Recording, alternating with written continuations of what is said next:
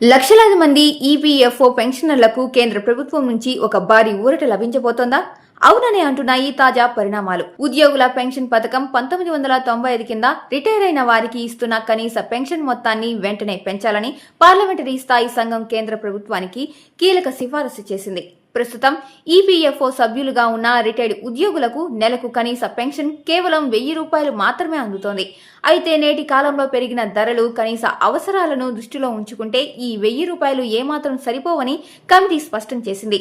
వృద్ధాప్యంలో ఉన్న రిటైర్డ్ ఉద్యోగుల పెన్షన్ వాస్తవికంగా అంటే వారి అవసరాలకు తగ్గట్టుగా ఉండాలని అభిప్రాయపడింది. లేబర్, టెక్స్టైల్ మరియు స్కిల్ డెవలప్మెంట్స్ పై ఏర్పాటైన పార్లమెంటరీ స్థాయి సంఘం కేంద్ర కార్మిక శాఖకు సమర్పించిన తన 15వ నివేదికలో ఈ మేరకు విజ్ఞప్తి చేసింది. నిజానికి కనీస పెన్షన్ను నెలకు ₹7,500 పెంచాలని డిమాండ్ చేస్తూ ఈ నెల 9వ తేదీ నుంచి ఢిల్లీలోని జంతర్ మంతర్ వద్ద పెన్షనర్లు 3 రోజుల పాటు భారీ ధర్నా నిర్వహించారు. ఈ నిరసనల నేపథ్యంలోనే పార్లమెంటరీ కమిటీ చేసిన ఈ సిఫారసులు ఇప్పుడు అత్యంత ప్రాధాన్యం సంతరించుకున్నాయి.